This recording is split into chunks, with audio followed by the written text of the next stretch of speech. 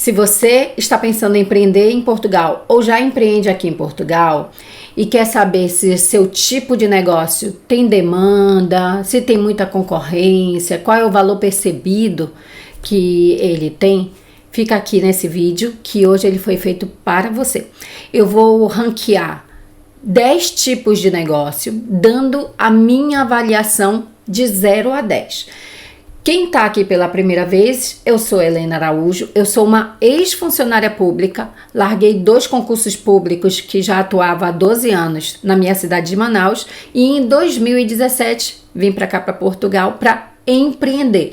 Então, essa avaliação que eu vou fazer desses 10 tipos de negócio, além de ser de experiência mesmo, querendo ou não, estou há quase 8 anos empreendendo aqui em Portugal, mas também foi baseado não é em achismo. Eu fiz alguns critérios avaliativos. Quem me acompanha há mais tempo no canal sabe que aqui é menos achismo e mais embasamento. A gente fazer um conteúdo um pouco mais aprofundado do que eu só mostrar aqui qual é a minha percepção. Eu quero realmente aqui contribuir com vocês.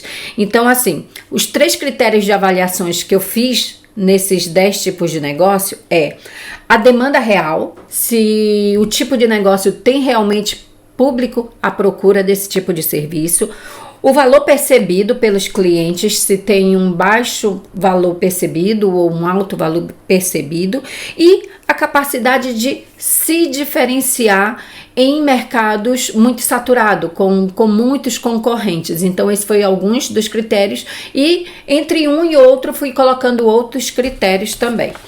Então, assim, coloquei aqui para a gente não se perder no vídeo, já que são 10 e em respeito ao seu tempo, ao meu tempo, eu quero deixar o mais compacto. Vai ser um pouquinho longo, porque querendo ou não são 10, mas eu tenho certeza que vocês vão gostar. Inclusive, se no final do vídeo ver que os 10 tipos de negócios que eu vou citar aqui, ele não está, porque assim, esses 10 que eu trouxe hoje foi de perguntas nos comentários, na caixinha de pergunta lá no Instagram, sempre me perguntando: Helena, eu trabalho com isso no Brasil, eu tô indo para Portugal e eu queria empreender e queria perceber se tem público para isso. Então eu fiz baseado nesses 10.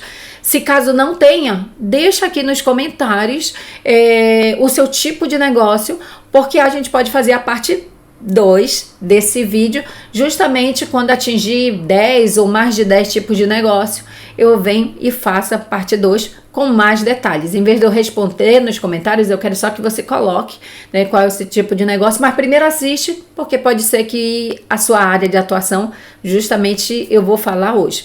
E não deixa de dar o seu like, ativa o sininho para os próximos conteúdos, e se você souber de alguém que está vindo para Portugal para empreender ou apenas gosta desse tema, tem curiosidade, pode também partilhar esse vídeo.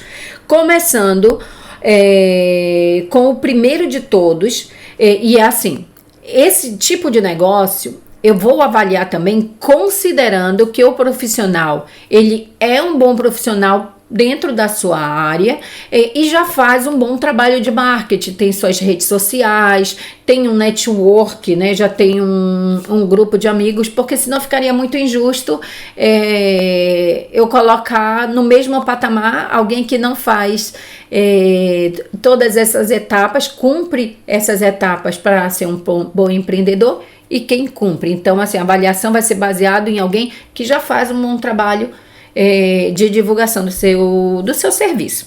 Então, o primeiro de todos, e eu vou colocar aqui 9 de 10. Já antecipando que nenhum deles vai ser 10 de 10, porque são muitas nuances. Para chegar até 10 de 10, teria que ser redondinho, teria que ser dar o ok em todos os itens, e eu não consegui em nenhum desses 10. Mas esse primeiro 9 de 10 é uma pontuação elevadíssima, que é fotógrafo de casamento. Justamente a área que eu escolhi trabalhar aqui em Portugal, a fotografia de casamento. E aí, por que eu coloquei ela 10 de 10?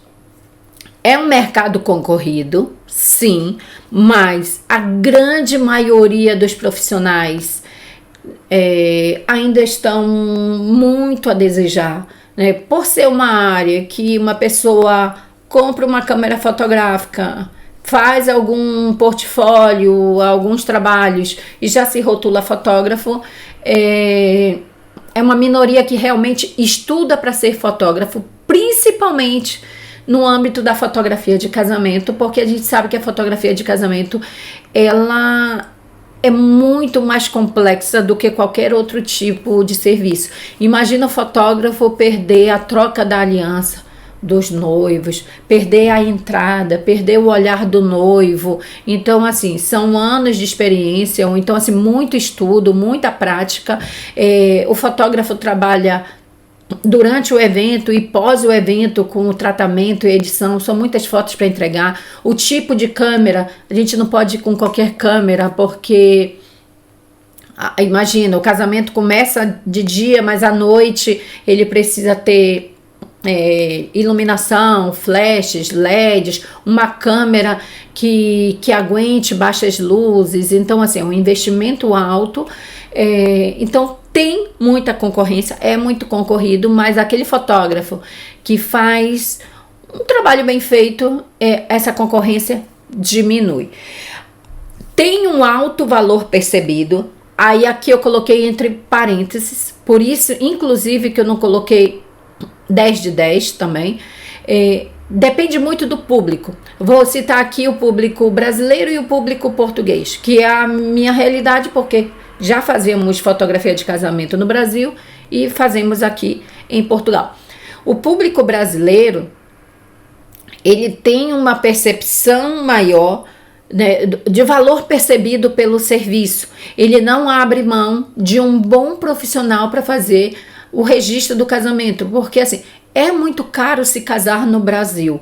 Aí não adianta você pagar muito caro para ter um casamento e contratar um fotógrafo que não vai deixar um registro à altura do que aquele casamento merece. Então, quanto mais caro o casamento, mais daquele profissional vai ter mais cuidado ainda na escolha de quem vai ser o fotógrafo, quem vai ser o videógrafo desse casamento. E isso no Brasil. E isso eu tô falando em média. Tem clientes que vão pagar muito menos, que não vão valorizar o profissional, e tem cliente que, assim, o fotógrafo se rotula o fotógrafo das estrelas, né, dos artistas, e cobra lá seus 50 mil euros, 50 mil reais, 100 mil reais, e vai ter público para isso, mas é uma minoria. Aqui eu tô querendo colocar a média.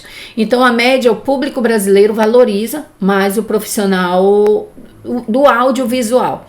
Já as noivas portuguesas, em média, ela quer um bom profissional, mas não tem um valor percebido tão bom quanto de uma noiva brasileira. Ela valoriza mais. E por quê? Porque a noiva portuguesa, na sua maioria, ela vai querer um bom registro, mas ela também vai querer que tenha uma boa comida, que seus convidados tenham, que a quinta seja legal, né? Que o espaço do casamento seja legal. Então, o fotógrafo que não consegue ter um valor tão percebido, diferente se esse fotógrafo, além de fotografar casamentos locais, do público local, porque ainda tem a questão do orçamento em si. Não é porque uma noiva portuguesa quer desmerecer um fotógrafo de casamento, é porque, assim, o salário mínimo daqui de Portugal, o salário em média é um salário mais baixo do que uma noiva americana que vem casar aqui em Portugal, uma noiva brasileira que decide fazer turismo de casamento em Portugal. Esse público, pelo fato deles já estarem vindo casar, ser um público que viaja para o exterior, eles têm um valor, ganham melhor e têm um valor percebido maior pelo serviço. Então, por isso que eu coloquei 9 de 10, sendo que se o fotógrafo for um fotógrafo que só atue no mercado local, eu baixaria para 7 de 10, né? Mas deixando, eu tô deixando essa média de 9 de 10, contando que o fotógrafo ele trabalha tanto público local quanto também público estrangeiro. Os portugueses que moram fora de Portugal, eles conseguem pagar um pouco mais para o fotógrafo, porque querendo ou não já estão ganhando um pouco mais financeiramente, né? Já tem um salário maior, então tudo isso influencia. Então, 9 de 10 porque tem essa possibilidade de atuar com os estrangeiros, e também um dos itens é que tem grande procura. Toda noiva que vai se casar, independente se é portuguesa, brasileira, americana, angolana, assim, 99% vai querer o registro fotográfico desse evento, né, do casamento, vai querer guardar na memória esse evento. Então, por isso que eu acho uma área muito promissora, dependendo aqui de como é que o fotógrafo atue. Fotografia de casamento. 9 de 10. O segundo, eu coloquei aqui 8 de 10, que é o consultor de imigração e vistos. Né? Então, por que eu coloquei um consultor de imigração e vistos, que no caso são os advogados que atuam nessa área? 2 de 10, na sua maioria. Tem outros profissionais que atuam, mas a grande maioria são advogados que trabalham nessa área de vistos, de imigração. Primeiro, por que ele é 8 de 10? É um mercado super concorrido, mas tem muita procura. Principalmente agora, eu estou falando aqui Portugal 2025. Hoje em dia nem pode mais vir como turista e tentar se legalizar aqui, então assim, já tem que vir legalizado. Tem muita gente, muito estrangeiro querendo vir para cá, para Portugal, e já quer vir com tudo certinho, então assim, é muito concorrido, mas tem muita procura, pelo menos enquanto eu estou gravando esse vídeo tem muita procura. E aí, por que também eu coloquei 8 de 10? Porque tem aqui a possibilidade de criar um tipo de serviço que soluciona alguns problemas pontuais desse estrangeiro que quer morar aqui em Portugal. E aí eu considero que com isso você atua num tipo de negócio que consegue agregar valor, porque assim, se for um advogado que só vai tirar vista e tudo mais, ele não consegue agregar muito valor. Mas se ele oferece soluções como relocation, né, que é procurar um imóvel, então esse estrangeiro já vem com o imóvel reservado para ele, e todos os aspectos relacionados a essa vinda do estrangeiro para cá, para Portugal.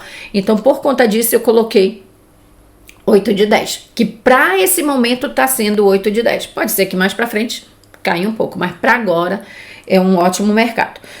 O terceiro, eu coloquei aqui 9 de 10, que é o corretor imobiliário. Por que eu considero corretor imobiliário 9 de 10? Primeiro, que tem muita gente como corretor imobiliário, muito mesmo, mas a maioria fazendo mais do mesmo. Assim, a imensa maioria ir, bate na porta da pessoa para saber se tem alguém que está vendendo um imóvel, ou então fica ligando para aquela coisa meio invasiva, né, de ligar, eu vi que o senhor colocou um anúncio, o senhor quer colocar aqui na agência, né, uma coisa assim bem, bem invasiva. Mas tem uma galera, principalmente tem uns brasileiros que eu tô vendo nas redes sociais que eu tô achando muito legal. Pessoas, tipo, pegando lugares específicos e se tornando especialistas em determinada área. Tem uma moça que ela mora, uma brasileira, que ela mora em Abrantes, e ela resolveu vender imóveis em Abrantes, e aí ela faz vídeo e mostra a cidade, como é que é viver em Abrantes. Ela tem um canal no YouTube, então ela atiça a pessoa a querer morar em Abrantes, porque assim, ela vende tão bem a cidade que a pessoa tem vontade de morar lá, ainda mais assim, que Lisboa tá tão caro, então a pessoa, lá eu consigo valores mais em conta do imóvel, e a cidade parece bonita, eu nem conhecia e é bonita.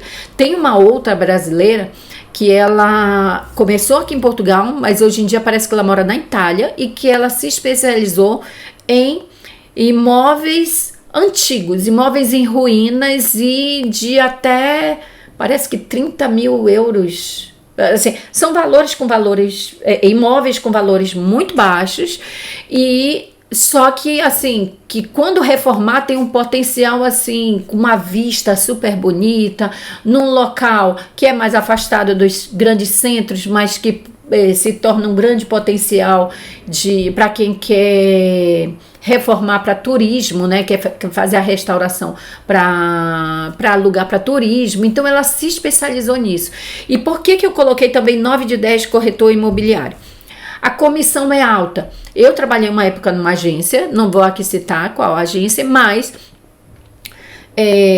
fiquei lá justamente enquanto a nossa fotografia de casamento ainda estava crescendo, né? Foi logo no início, nos primeiros anos aqui em Portugal. E aí o que aconteceu? A minha comissão mínima era 1.000 euros se eu conseguisse vender um imóvel, quer seja o comprador ou quer seja o vendedor daquele imóvel, eu ganharia meus 1.000 euros. Então, assim, eu não gostei muito de atuar nesse nicho porque eu sempre foquei na fotografia, eu sempre deixei ele como segundo plano. Mas para alguém que quer vir para Portugal e não faz ideia tipo de negócio, olha, eu quero empreender, mas eu não faço ideia do que empreender. Eu acho que o nível de corretor de imóveis é muito bom, até porque quando a gente entra, a gente não tem um salário fixo, mas tem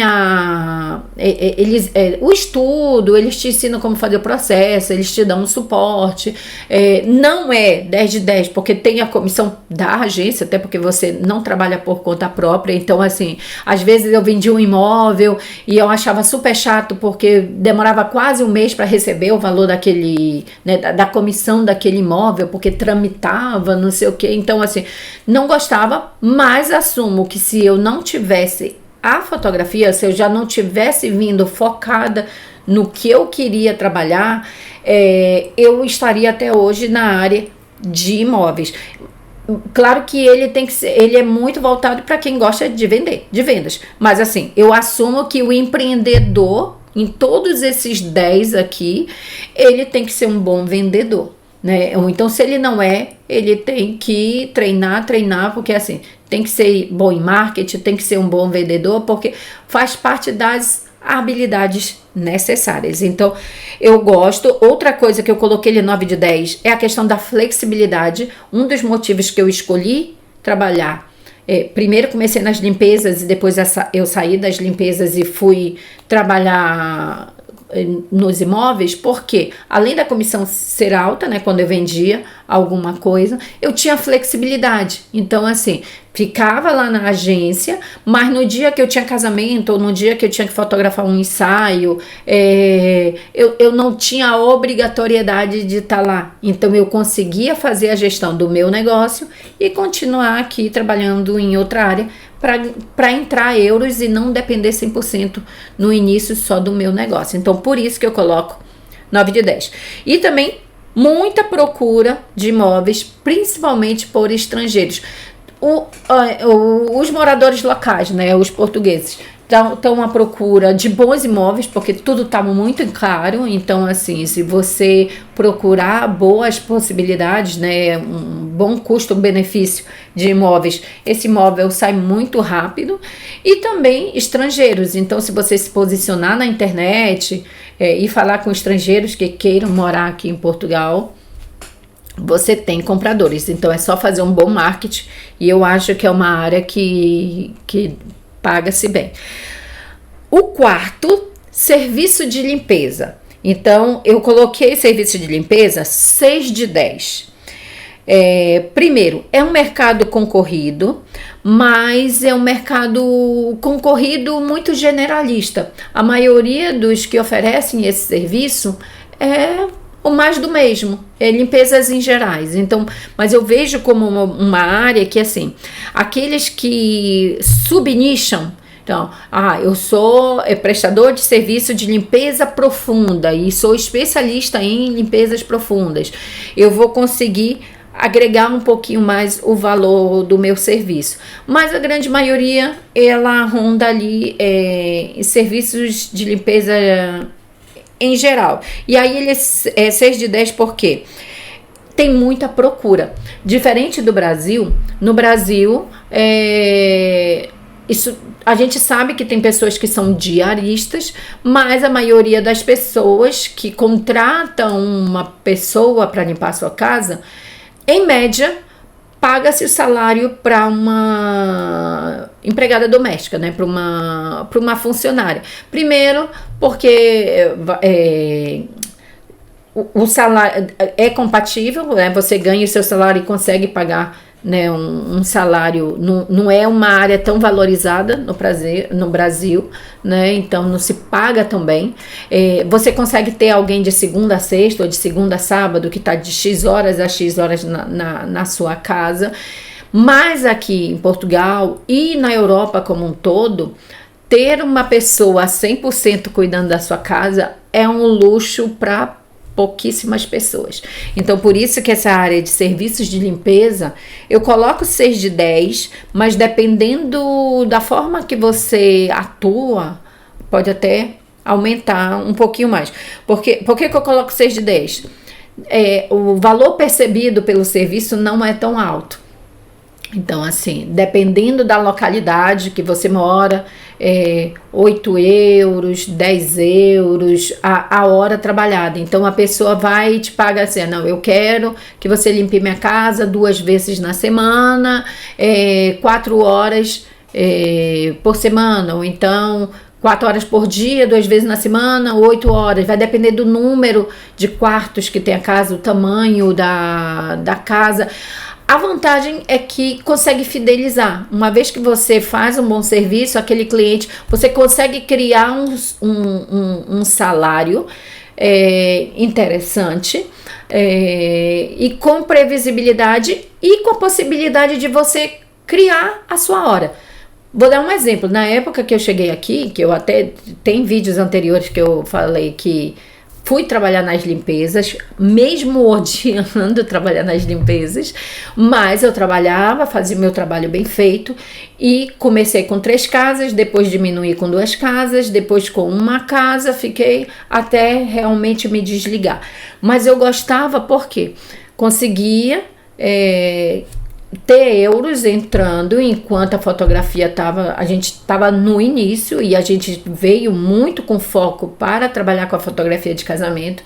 Assistam os primeiros vídeos que lá eu explico exatamente como eu montei a estratégia, mas eu gostava porque eu montava o meu horário. Então, assim, quando eu cheguei a ficar com as 2 casas, eu trabalhava só às quartas-feiras. Eu saía de casa cedinho, voltava à tardinha para a noite, mas os outros dias da semana era dedicado 100% à fotografia, a mexer no site, a falar com clientes, justamente para chegar um momento de eu me desligar 100%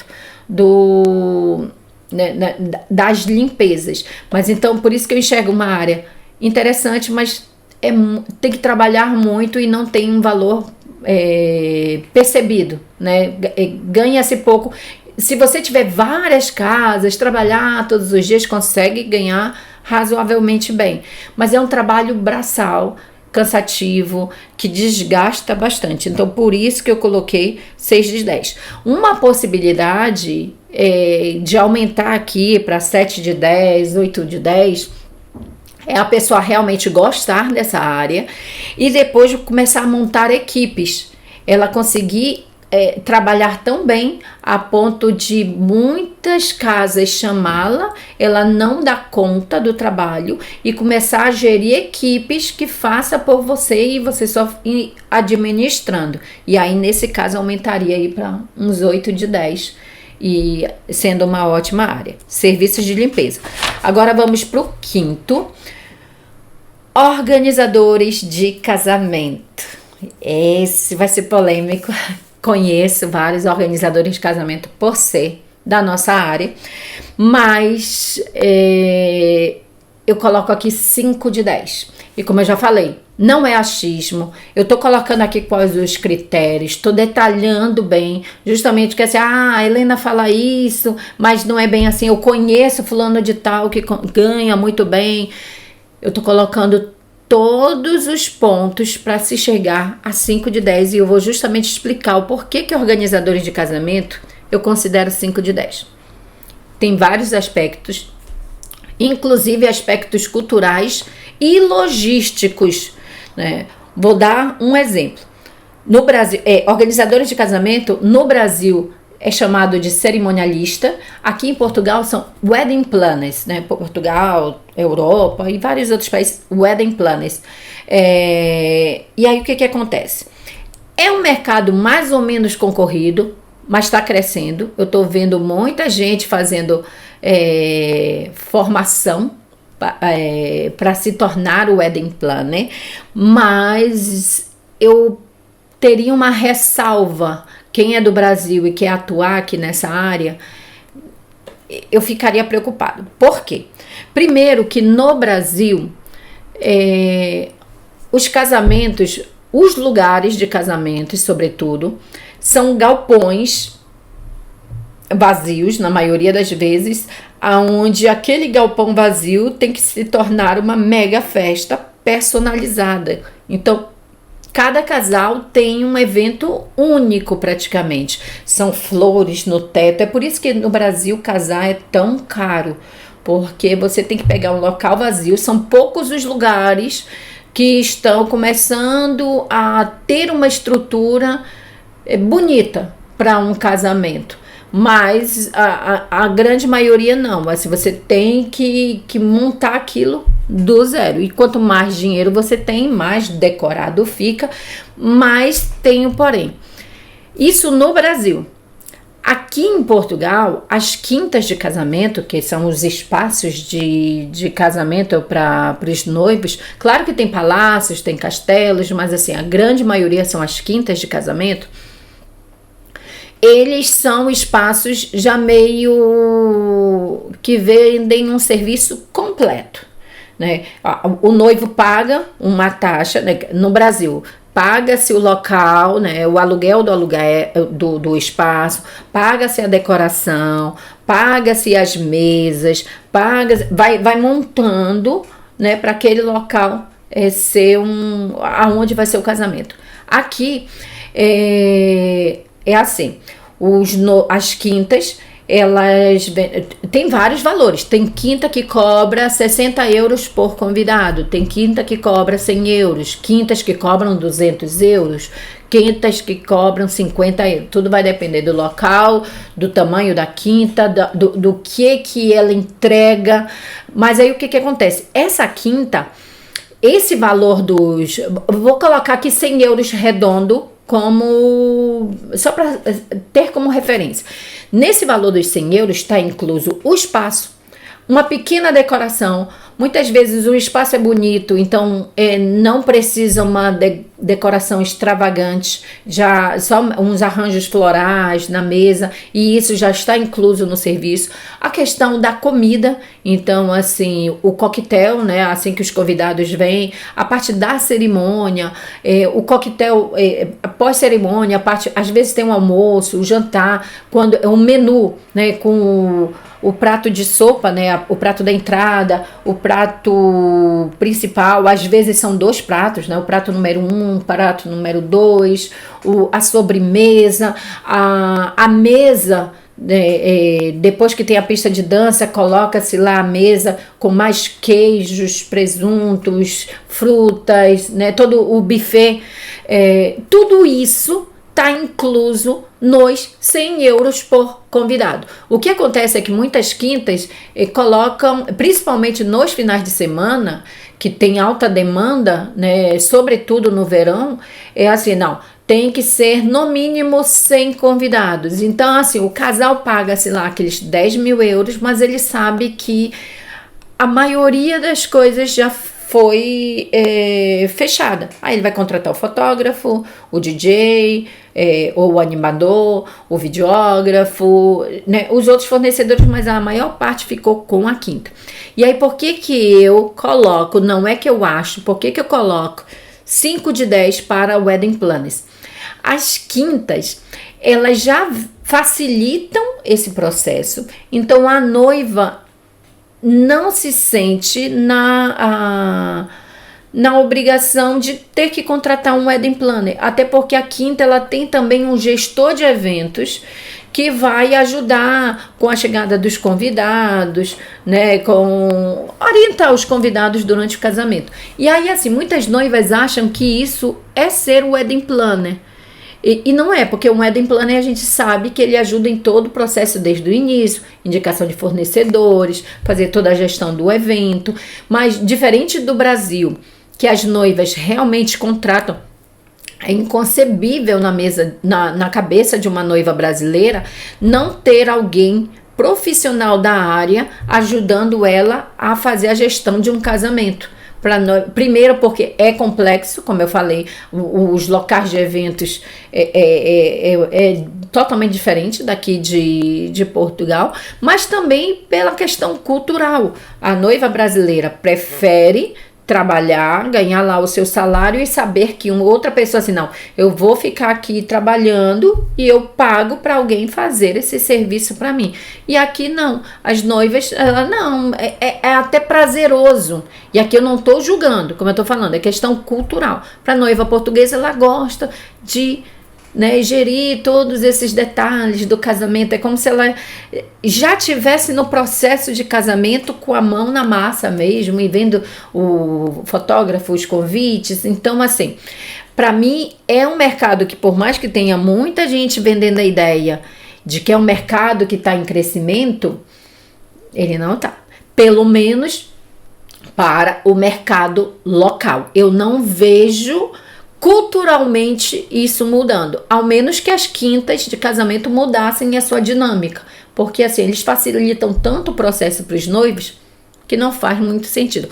No máximo, esses wedding planners faziam a gestão no dia do casamento, mas mesmo assim tem noivas que não contratam. Isso não estou dizendo a percepção desses quase 8 anos morando aqui em Portugal, principalmente na área de casamentos. O que acontece é que Portugal está se tornando, já tem muitos anos, né, é por isso que eu vim para cá, um local muito visto para turismo de casamento. A noiva do Brasil que quer casar em Portugal, a noiva americana que quer casar aqui em Portugal, o casal portugueses que não moram aqui, que querem casar aqui e que à distância a gestão fica um pouco mais complicado. Nesse caso, aí sim, eles procuram contratar um wedding planner, porque aí sim é uma gestão à distância que faz sentido. Então, assim, para o wedding planners que foca no mercado do turismo de casamento e não querer atuar só no mercado local, pode ser que aumente. Aí já não consideraria aqui 5 de 10, mas tipo 8 de 10, né, 7 de 10, porque diferente do fotógrafo, que eu coloquei 9 de 10, quem casa 99% não vai abrir mão de ter um fotógrafo, porque vai ter o registro. Mas quem casa, assim, não vai abrir mão de ter um wedding planner? Não, muitas abrem mão. Assim, tu fica quase que na lista, eu vou ver se dá, né? E na maioria das vezes, para os locais, enxergam como algo desnecessário. Não é desmerecendo a profissão. Estou querendo aqui deixar bem claro, justamente para quem pretende vir, não se iludir com o mercado, ou então quem já está aqui e quer fazer um curso na área, achando que, uau, vou ganhar muito dinheiro. Estuda bem o mercado, porque é bem diferente. Agora, o número 6... manutenção e reparos residenciais. Eu coloco aqui 7 de 10. E por quê? tem pouca concorrência. Eu tô há mais de um mês esperando, já enviei vários e-mails e nada de resposta. Deixa eu só passar essa moto. Já. Tô esperando alguém arrumar o armário da cozinha e, assim, muito difícil encontrar bons profissionais que façam esses pequenos reparos em residência, eletricidade, encanação, né, os canos, a questão de ajeitar um móvel. Então eu acredito que tem pouca concorrência e tem uma certa procura. Tem, assim, não é uma demanda muito alta, mas se a pessoa tiver um bom Instagram, mostrar o seu serviço, fazer um serviço legal, vai ter cliente. E assim, quase ninguém tá fazendo bem feito. Mas teria que ser isso, um bom profissional e uma espécie de faz tudo, ou então até uma agência com alguns profissionais juntos e bora oferecer esse serviço. Já vi alguns na internet, mas que não conseguem, ou presta um péssimo serviço, ou a demanda é tão grande que não consegue dar conta do serviço. Porque assim, quando eu procuro, eu sempre tenho raiva. E aí por isso que eu coloco 7 de 10. Número 7, consultor de marketing digital. E aqui eu também coloco 7 de 10. Por quê? Tem muita concorrência, muita gente agora quer atuar como consultor de marketing digital, mas não faz bem feito. Vem crescendo aos poucos nos negócios locais e prestadores, né, liberais, né, quem trabalha por conta própria, que assim, no Brasil já é muito forte. As pessoas que prestam serviço, elas não conseguem, ou elas cuidam das suas redes sociais, ou elas contratam uma agência para cuidar disso, mas elas não se imaginam só no offline, né? Elas sabem que assim, quem tá só no offline tá fadado a dia menos dia morreu o seu negócio. Aqui em Portugal estão começando a perceber isso.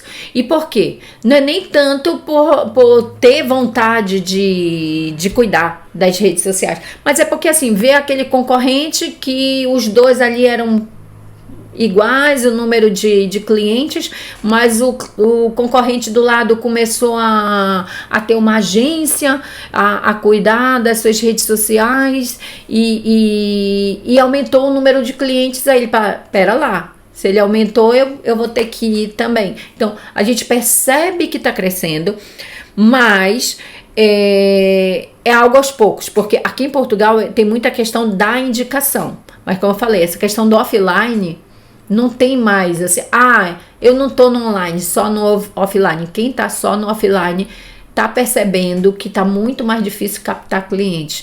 E também você fica restrito muito aos clientes da sua zona ali. E com a internet você pode ampliar o leque. Eu coloquei 7 de 10 porque tem a possibilidade de fidelizar. Uma vez que você faça um serviço bem feito, aquele cliente vai ficar contigo, então assim, você tem uma previsibilidade mensal, tem a possibilidade de escalar, porque uma vez que você começa a ter mais clientes, você consegue montar uma equipe, né? E eu vejo muito interessante como uma possibilidade de montar uma agência, você começar sozinho, né, oferecendo esse serviço, mas assim, conforme vai fazendo um bom trabalho, monta uma equipe, né? Alguém de foto, vídeo, um gestor de tráfego para entregar uma solução. Porque na realidade o cliente de marketing digital, ele não quer uma foto bonita para postar nas redes sociais, ele quer cliente. Então uma agência que solucione esse problema de trazer cliente vai dar bem legal. Então, o 8º, esse vai ser polêmico. Esse eu fiz porque semana passada eu recebi uma mensagem de uma moça que quer vir do Brasil com 2 filhos e tem um trabalho muito bonito mesmo, mas eu fiquei preocupada, porque assim, eu digo, cara, se ela vier para oferecer esse serviço, ela não vai conseguir se manter. Ela é mãe solo, quer vir sozinha com 2 crianças, e eu acho assim muito arriscado pro negócio que ela quer, que é lembranças personalizadas para a festa infantil. motivo número 1. E qual a avaliação que eu dei? 2 de 10. Eu acho que é a mais baixa de todas que eu dei aqui. 2 de 10. Primeiro, pouca concorrência, não tem muita gente oferecendo, mas também tem pouca procura, pouquíssima procura. E também fatores culturais. No Brasil, a gente sabe que as festas infantis são festas belíssimas, né? São festas grandiosas. A criança nem entende o que está acontecendo ali, mas os pais querem fazer uma grande festa de aniversário de 1 ano. E para quem é empreendedor, aqui a gente não vai entrar nos aspectos culturais,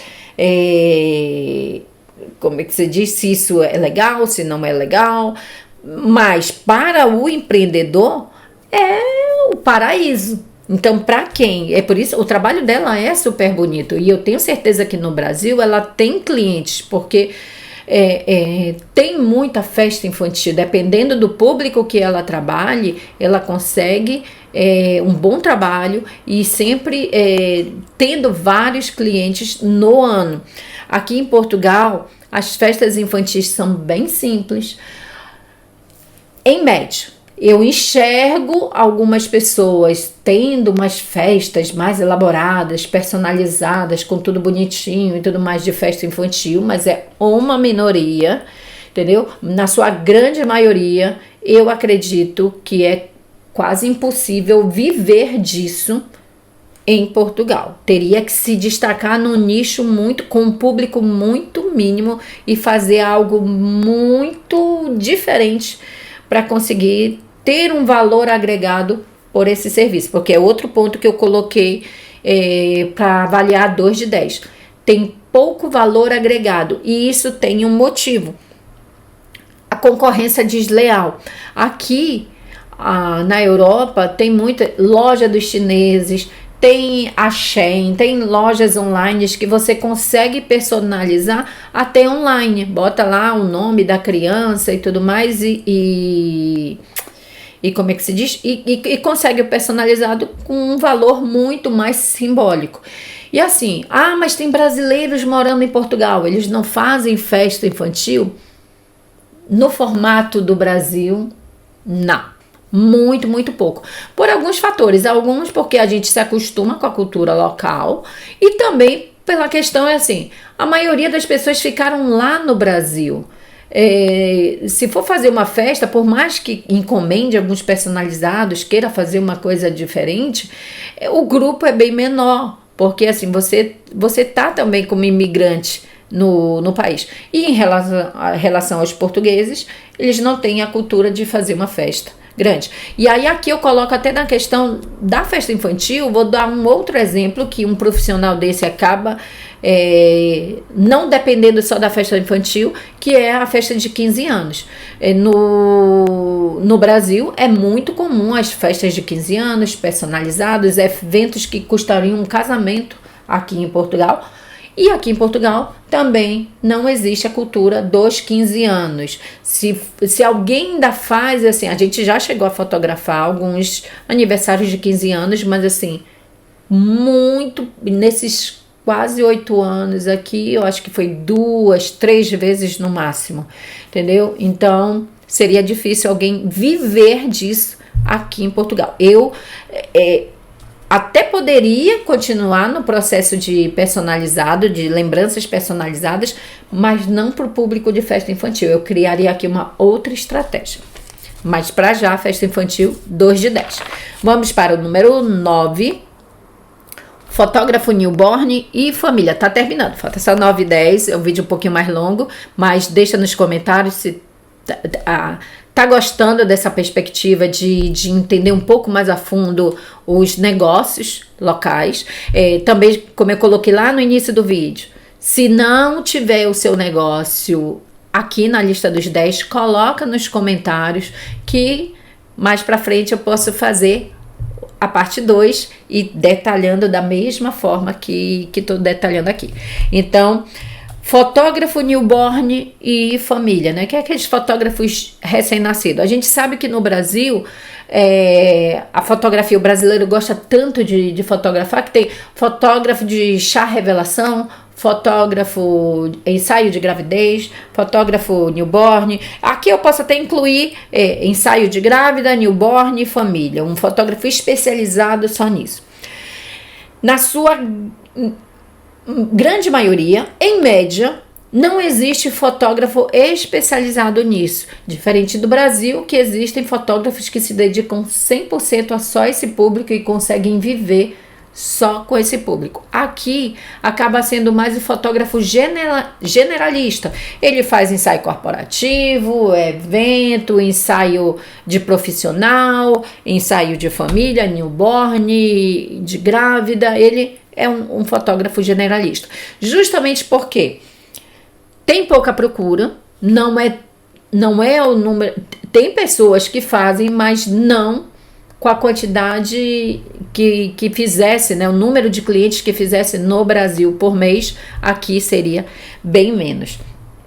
Pouco valor percebido, então, fotógrafo de ensaio. Enquanto fotógrafo de casamento, se a gente fecha, é bem mais exigente a fotografia de casamento, mas se a gente fechar 2, 3 clientes no mês, a gente consegue viver razoavelmente bem, dependendo de quanto cobra, é claro, né? Se o fotógrafo cobrar aqui seus 500 euros, vai precisar bem mais disso. Mas a gente se dedica muito para aquilo, mas consegue aqui captar menos clientes para poder viver razoável. O fotógrafo de grávida, de newborn, teria que ter assim uma agenda com bastante clientes para poder ganhar o mesmo valor ou seria até menos. Então, assim, tem pouco valor percebido, as pessoas que contratam pagam pouco. Tem fotógrafos aqui em Portugal exclusivos dessa área? Tem, mas assim, contando nos dedos, alguém que se dedique só a esse tipo de fotografia e que ainda ganhe bem. No Brasil não, a gente sabe que tem vários fotógrafos que conseguem subnichar e ter um valor agregado, um valor percebido alto, né, pelo seu serviço, ganhar muito bem fazendo só isso. Aqui, muito difícil. Pouca procura, né, mais os brasileiros que procuram aqui em Portugal. E por que também eu coloquei 4 de 10 para esse tipo de negócio? Dificuldade de fazer marketing. E aqui também aspectos culturais. E aqui eu não estou dizendo certo ou errado. É a questão da gente perceber culturalmente como é que as coisas fluem. No Brasil, os brasileiros, em média, não têm muito problema em liberar as fotografias para nós profissionais postarmos nas redes sociais e a gente com isso atrair outros clientes, porque a gente sabe que quanto mais trabalho a gente postar, mais clientes vão se identificar, vão nos encontrar e aí contrata de novo, então se torna muito mais fácil o fluxo do marketing para conseguir outros clientes. Só que assim, os europeus, os portugueses e os europeus em geral, em média, são mais reservados e não gostam que a gente poste as imagens deles nas redes sociais. E tá tudo bem. Mas para nós que trabalhamos com isso, prejudica bastante. Porque assim, alguém que vai procurar por aquele serviço, ele vai querer ver as fotos até para perceber se identifica com o estilo. Mas imagina se todos os clientes ou a maioria dos clientes não deixasse postar nada. Entendeu? Diminui muito o número de clientes que a gente poderia prospectar usando a internet, entendeu? Então, assim, a pessoa que trabalha, e principalmente quem trabalha com recém-nascidos, porque isso acontece também em fotografia, quando a gente fotografa um casal brasileiro, 99% não tem problema algum de postar, eles até gostam, até perguntam, não vai postar, e já os portugueses já são um pouco mais reservados. Mas quando é com criança, então ensaio recém-nascido, ensaio de família, isso acontece com bem mais frequência. Então o fotógrafo que está acostumado no Brasil a sempre estar postando e está fazendo vídeo dos bastidores, aquela coisa toda, aqui não é bem assim. Então por isso que eu coloco 4 de 10. É difícil de fazer o marketing, não tem um valor percebido alto, é mais ou menos concorrido, mas não tem muita procura. É por aí. E por último, produção de conteúdo para turismo. Seria como se fosse um marketing digital, mas assim, especificamente para a área do turismo. E por que eu coloquei 8 de 10 para esse tipo de serviço? Turismo em alta, em Portugal e toda a Europa, mas assim, aqui em Portugal está muito em alta o turismo. Um valor percebido médio, né? O valor do serviço não é tão alto, mas dá para cobrar aqui razoavelmente. Esse tipo de pessoas que trabalham com turista, né? Hotéis, Airbnb, eles precisam alimentar suas redes sociais, então é ótima forma de oferecer o serviço com uma solução completa.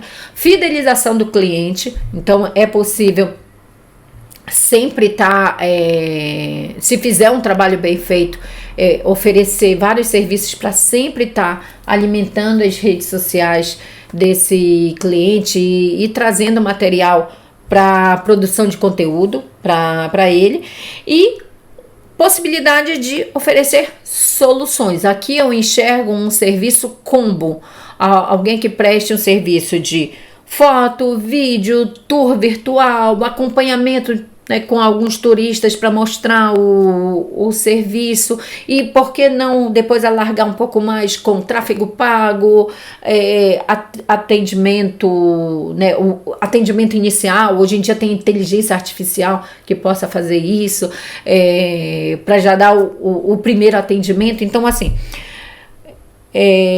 criar uma espécie de solução completa específica para a produção de conteúdo para turismo. Então, hotéis de charme, Airbnb. Então, esses foram os 10, como eu falei, foram os 10 que algumas pessoas me pediram, né, para falar, queriam perceber qual era a minha perspectiva, e eu espero que você tenha gostado. A intenção do canal, como eu falei, é justamente essa, né? Menos achismo, né, mais embasamento, né, menos videozinho de quanto é meu supermercado do mês, e trazer algo mais concreto para quem quer vir, principalmente para quem quer vir e empreender em Portugal, né, ter certeza se o seu negócio teria ou não teria público que consumisse. E coloca nos comentários quais são os outros tipos de negócio que você quer que eu faça essa avaliação bem detalhada.